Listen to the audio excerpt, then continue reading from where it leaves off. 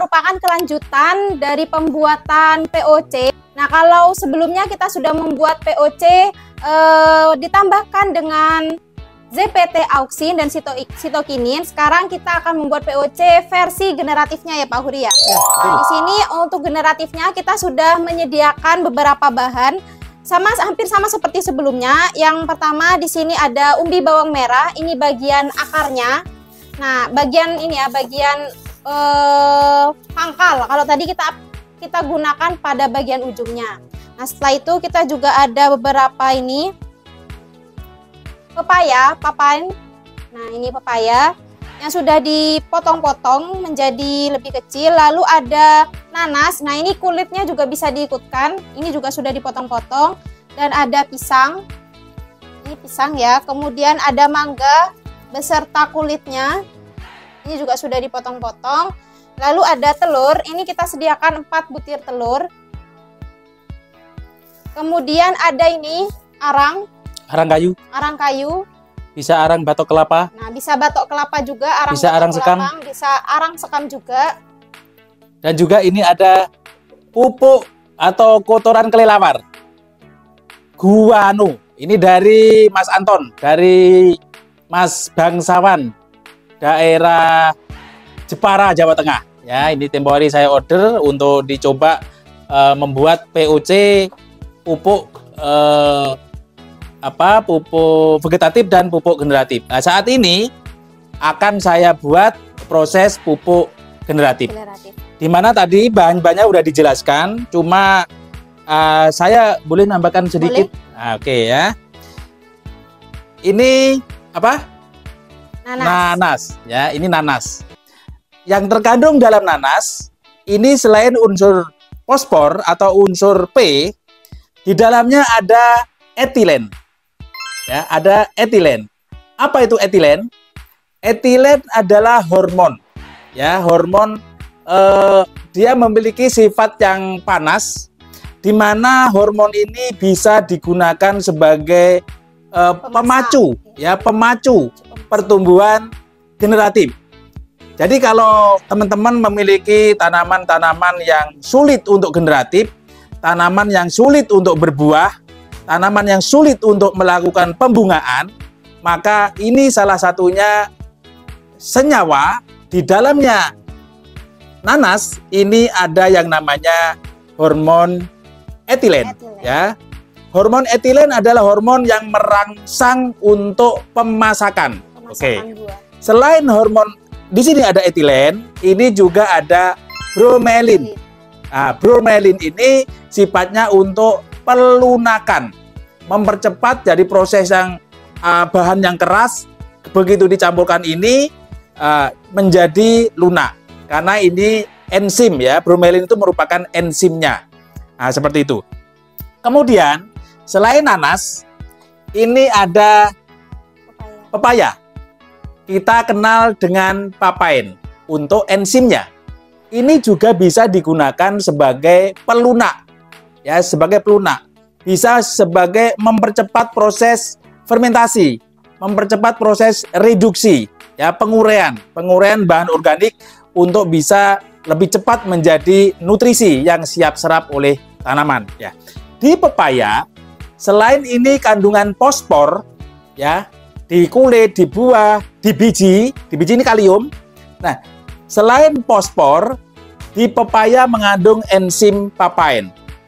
Makanya kalau di toko-toko itu tidak heran banyak getah yang dijual belikan, yaitu getah pepaya, itu adalah merupakan enzim, ya, enzim penghancur, enzim pelunak.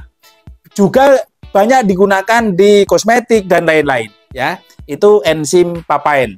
Nah, selain pepaya, ya, selain pepaya ini mengandung enzim papain, dia juga mengandung etilen. Loh, Pak, di mana etilennya? Nah, gini. Buah yang masih proses pemasakan masih berjalan, itu mengandung etilen, hormon etilen. Nah, kemudian ini kan masih pemasakan, belum masak sempurna ya. Jadi ada di dalam. Jadi kalau tidak percaya atau biasanya kalau bapak-bapak ingin punya tanaman buah, anggap umpama mangga ya, mangga atau pepaya. Oh kok belum masak, waktu panen belum masak, tapi sudah tua, masukin dalam satu kotak. Kemudian yang belum masak tersebut campur satu saja buah yang sudah masak. Kemudian tutup. Nah, buah yang belum masak tadinya itu setelah 24 jam itu bisa masak. Itu berarti dibuktikan bahwa kandungan etilen pada buah yang masak itu bekerja dan mempengaruhi buah-buah yang masih belum masak atau belum matang. Nah itu ya. Jadi ini semua ada nanas, ada pepaya, kemudian juga ada pisang, ada mangga. Ini memiliki etilen ya, memiliki hormon etilen. Di mana hormon etilen inilah yang membuat proses pemasakan buah. Nah, kalau umpama biasanya khususnya ini teman-teman yang punya tanaman bawang merah, etilen juga digunakan untuk mempercepat proses generatif ya, selain generatif tanaman, bisa dipakai membuat warna merah pada bawang merah yang benar-benar belum merah. Nah, dirangsang, disemprot. Nah, etilen kalau yang di kimia sintetis ada yang namanya merek etril. Nah, makanya kadang orang yang panen buah kalau nggak dikarbit atau kalsium karbida itu dilakukan penyemprotan dengan etril atau etrel. Nah, itu kalau dibayar buat etrel. Itu bahan senyawa aktif untuk mempercepat pemasakan. Oke, selain tadi ada mana nih? Mangga. Ada mangga. Ada pepaya, ada nanas, bisa ditambahkan pisang untuk kandungan fosfornya. Nah, itu ya. Kemudian untuk kandungan fosfor selain pisang, ini gunakan kotoran kelelawar. Kalau ingin lebih jos, ya, kotoran kelelawar. Ini guano kita sebut ya. Kemudian untuk kalium dalam bentuk K2O, kalium oksid, kita gunakan arang. Bisa arang kayu, bisa arang kelapa, arang sekam, bisa juga arang batok kelapa. Mana yang terbaik, Pak? Yang terbaik arang batok kelapa, ya. Karena tadi kita nyari-nyari arang batok kelapa tidak ada, adanya arang kayu ya tidak apa-apa. Kita nanti proses menjadi satu, diproses, difermentasi 1 minggu atau lebih sedikit bisa digunakan sebagai pupuk cair. Nah, oke, monggo Mbak dilanjut. Apalagi tadi? Nah, ini sudah bawang merah, Pak. Ini ada bawang merah, kita masukkan ke blender. Ini bawang merahnya. Kemudian ada ini pepaya yang sudah dipotong kecil-kecil. Kita masukkan blender. Ada ini nanas. Ini ya nanasnya. Enzimnya bromelain. Nanas, kemudian ini pepaya pisang ini enzimnya amilase, enzim amilase, sama seperti enzim yang ada di mulut kita, yaitu sebagai pencerna awal, ya. Itu untuk mempercepat proses. Kemudian ada mangga dengan kulitnya. Oke.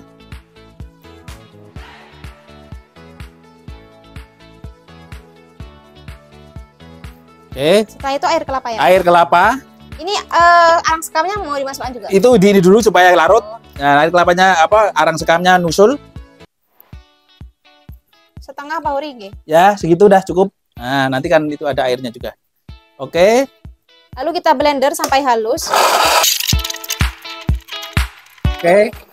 Kita tambahkan bonggol pisang. Kita tambahkan kotoran kelelawar atau kohe kelelawar.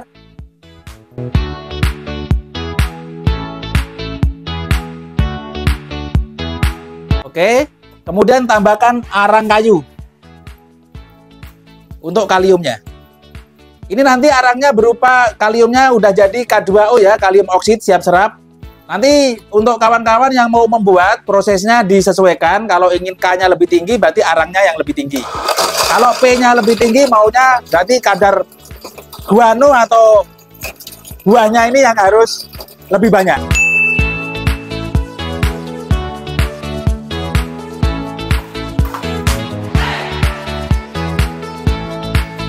Ini juga merupakan kalsium, tapi begitu dibakar menjadi arang akan menjadi kalium juga, ya. Nih, bagus ini sebenarnya untuk pupuk. Kalsium oksid CaO. Ini nanti sama prosesnya difermentasi secara anaerob ya. Atau bisa semi aerob. Semi aerob itu yang tadi dikasih selang kapiler. Tapi untuk maksimal harus diproses secara anaerob, tertutup rapat. Dan dikeluarkan sesekali gasnya supaya tidak terjadi meledak. Di blender lagi. Oke ya, dimasukin ya guys. Kita kasih probiotik untuk memfermentasi. Fungsinya supaya selain tadi ada enzim, ada probiotik. Probiotiknya apa yang kita pakai? Jenisnya ada Lactobacillus, Streptomyces, Saccharomyces, Actinomycetes, fotosintetis, dan yeast atau ragi. Ini sama Pak? Dua Pak? Ya, sama. Sama ya. Ini tidak perlu guys, tidak perlu di blender guys. Nanti diaduk saja. Dua. Oke. Terus itu. Nah ini satu tutup molas. Tutup jerigen ya. Ya, satu tutup jerigen. Oke. Atau 2 tutup botol. Nah. Oke ya. Diaduk guys. Tolong ya Mar. Terus diaduk guys ya. Diaduk nanti masukin satu ini di jerigen. Oke. Yuk masukin. Nah, terus ini. Bismillahirrahmanirrahim. Nah. Ini Pak air kelapanya. Ya, air kelapanya semua. Semua. Ini air kelapa semua. Ya para sobat tani. Apa? Ya. Nah. Ini bisa ditambahkan air kelapa lagi semua, lebih banyak lebih baik ya untuk kalium, untuk pupuk generatif. Jadi bisa penuh. Tapi ingat kalau udah ditutup jangan lupa 2 hari dibuka supaya tidak meledak ya, gitu ya. Oke. Kira-kira itu yang bisa kami sampaikan. Mungkin untuk selanjutnya sama Mbak Fatimah. Kita fermentasi dulu ini selama kurang lebih 1 minggu. 1 minggu. Kalau seandainya sobat tani itu tidak mau diberikan pipa di bagian sini lalu disambung ke gelas aqua, ini berarti nanti setiap 2 hari sekali kita buka tutupnya untuk mengeluarkan gas yang ada di dalam jerigen ini. Nah, karena kalau tidak dibuka ditakutkan seperti kata Pak Hudi tadi, ditakutkan nanti jerigennya meledak. Jadi 2 hari sekali harus dibuka ya kalau memang tidak menggunakan pipa. Meledak. Nah, ini harus benar-benar rapat ya para sobat tani. Nah, ini difermentasi selama kurang lebih 7 hari atau 1 minggu. Nah, setelah itu akan jadi POC untuk masa generatif. Nah, di sini sudah terdapat ZPT seperti gibberellin dan etilen, di mana gibberellin dan etilen ini salah satu fungsinya yaitu untuk mendorong terjadinya fase generatif untuk pemasakan buah dan untuk memperbesar ukuran buah. Mungkin itu saja dari kita prakteknya. Jadi para sobat tani bisa menggunakan bahan-bahan alami yang ada di rumah sobat tani, tidak hanya bahan-bahan yang ada saat ini, karena memang kita ini menggunakan bahan-bahan yang ada saja. Dan terima kasih untuk Pak Huri waktunya. Sama-sama. Karena kalau kita tidak dibantu Pak Huri, saya juga kurang tahu atas formulasi yang kita buat hari ini juga. Betul. Nah, begitu mungkin video ini bisa bermanfaat bagi para sobat tani. Jika para sobat tani ada permasalahan tentang pertanian yang ingin dibahas di channel CTHI, bisa langsung komen di bawah ini. Dan jika para sobat tani tidak ingin repot-repot membuat POC sendiri, nah para sobat tani bisa membeli Amino Plan dan Amino Booster CTHI. Nah ini, Jreng. Ini Amino Plan-nya, kemudian ini Amino Booster. Booster dari CTHI. Nah, Amino Booster. Ini ada. Nah, jika tertarik dengan produk ini bisa cek link deskripsi di bawah ini atau cek nomor di bawah ini. Nah, begitu. Mungkin itu saja dari saya dan Pak Huri. Mohon maaf jika terdapat beberapa atau perilaku yang kurang berkenan. Jangan lupa like, komen video ini, subscribe channel CTHI, dan jangan lupa nyalakan loncengnya agar para sobat tani bisa tahu kalau kita mengupload video baru. See you guys. See you again.